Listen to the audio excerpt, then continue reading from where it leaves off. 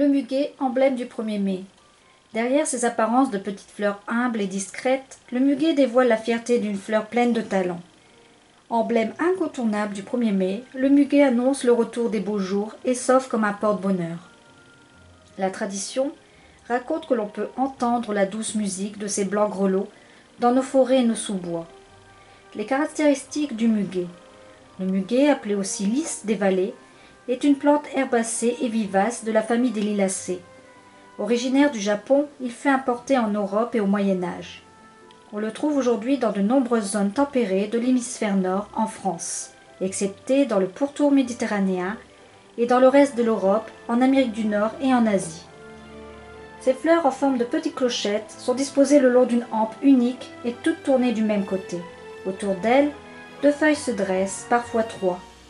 La floraison du muguet est plutôt bref, de l'ordre de 3 à 4 semaines entre avril et juillet. Ces grelots sont généralement blancs, parfois rosés, et offrent un parfum suave et légèrement musqué. Une fois la floraison passée jusqu'au mois d'octobre, la fleur est remplacée par un fruit sous la forme d'une petite baie rouge. Le muguet se multiplie facilement grâce à son rhizome appelé griffe. Si vous offrez un brin comportant 13 clochettes, vous adresserez au destinataire des vœux de félicité éternelle. Le muguet, mythe et légende. De nombreuses légendes entourent la naissance du muguet dans la mythologie.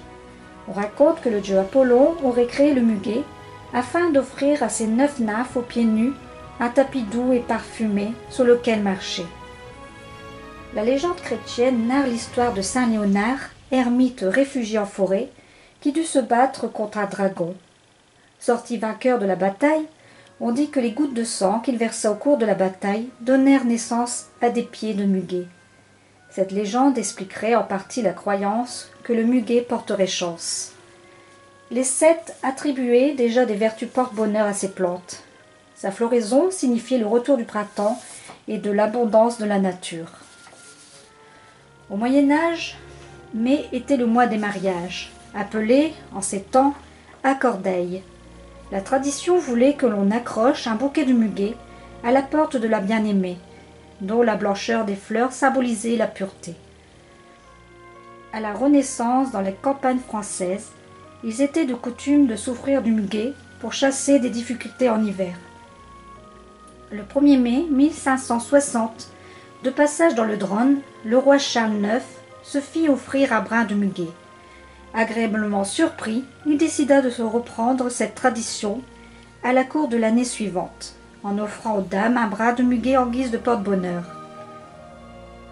La coutume acquit ainsi rapidement ses lettres de noblesse.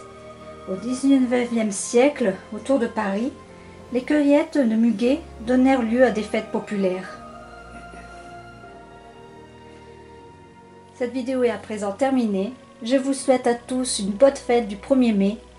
Que ces belles petites clochettes vous apportent chance, bonheur, santé et joie dans vos vies. Je vous souhaite un merveilleux 1er mai.